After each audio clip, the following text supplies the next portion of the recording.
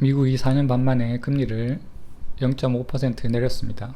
게다가 연내 추가로 금리를 더 인하할 수 있다는 기대감이 나오고 있어요. 우리나라도 미국을 따라서 곧 금리 인하를 할 것이라는 예상이 지배적입니다. 그렇다면 금리를 인하하면 부동산은 상승할까요? 궁금하신 분들이 많으실 거예요. 누군가는 금리가 인하하면 부동산은 상승한다고 합니다. 또 다른 누군가는 금리는 부동산과는 상관이 없다고 하기도 합니다. 오늘 영상에서는 금리와 부동산의 관계를 자세히 알아볼게요. 금리와 부동산의 관계를 좀 더 명확하게 아실 수 있을 거예요. 그러면 부동산 투자하는데도 도움이 되실 거고요. 미국이 금리를 내렸기에 우리나라도 곧 기준금리를 내릴 것입니다. 그렇다면 금리가 내려가면 부동산은 어떻게 될까요?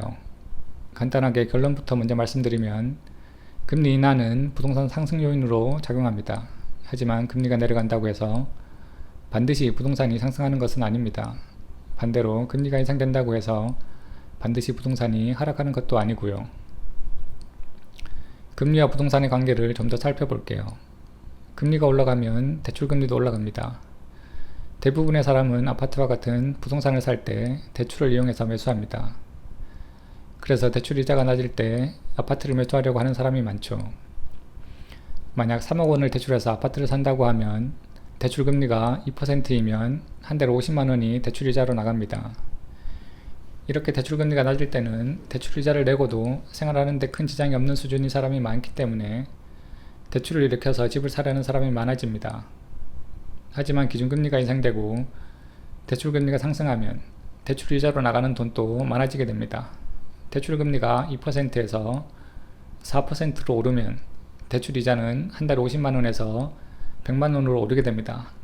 그러면 대출이자가 가계에 부담되기 시작합니다. 대출을 일으켜서 집을 사려는 사람도 줄어들겠죠.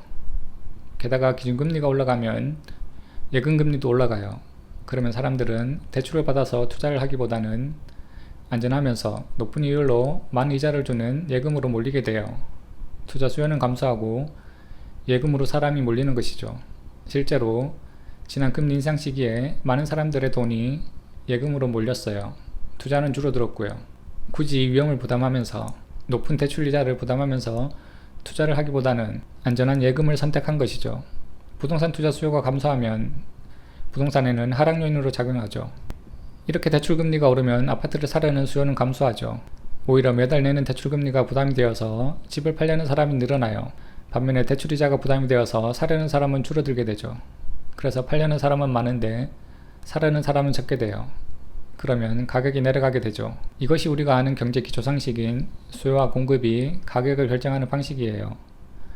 수요가 감소하면 가격이 하락하고 수요가 증가하면 가격은 상승하는 것이 수요 공급의 원칙이죠. 호텔 가격만 봐도 수요가 많은 성수기에는 가격이 비싸고 수요가 적은 비수기에는 가격이 싸져요. 이것도 같은 원리인 것이죠. 요약하면 금리가 올라가면 부동산 매수 수요가 감소해서 부동산 가격을 하락시키는 요인으로 작용해요.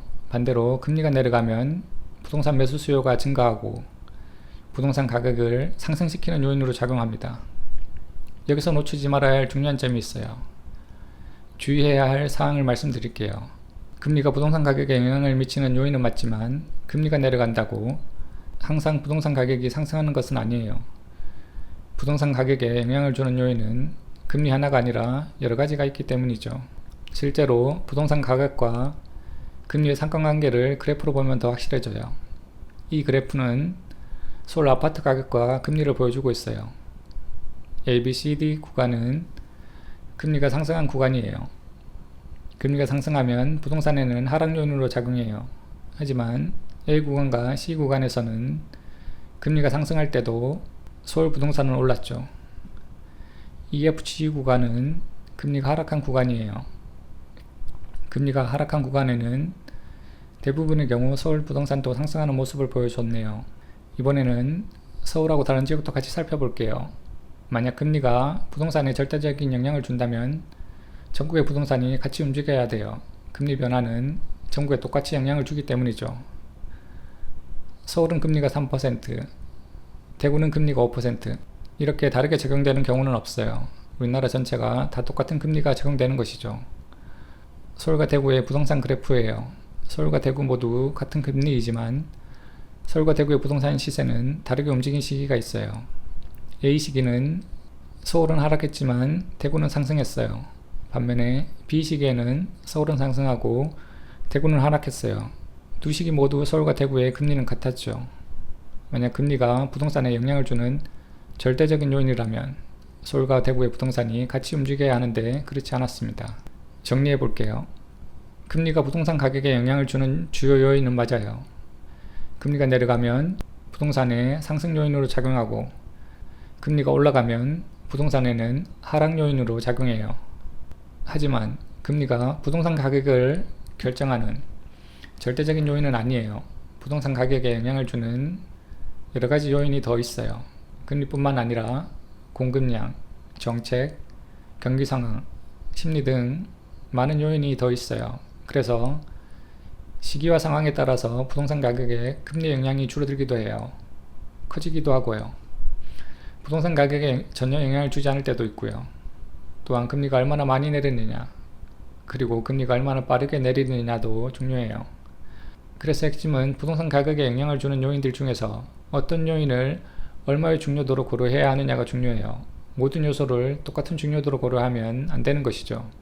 시기와 상황에 따라서 더 중요하게 취급해야 하는 요인이 달라요. 시기와 상황에 따라서 잘 판단을 해야 하는 것이죠. 그래야 잃지 않는 투자를 할 수 있어요. 금리 하나만 공부해서는 투자에 성공하기 쉽지 않아요. 그래서 여러 요인에 대해서 공부를 해야 하는 것이고요. 제 채널에서는 부동산에 대해 제가 공부한 것을 알려드리고 있어요. 구독해 주시면 더 좋은 내용으로 찾아뵙도록 하겠습니다. 그럼 오늘도 끝까지 시청해 주셔서 감사합니다.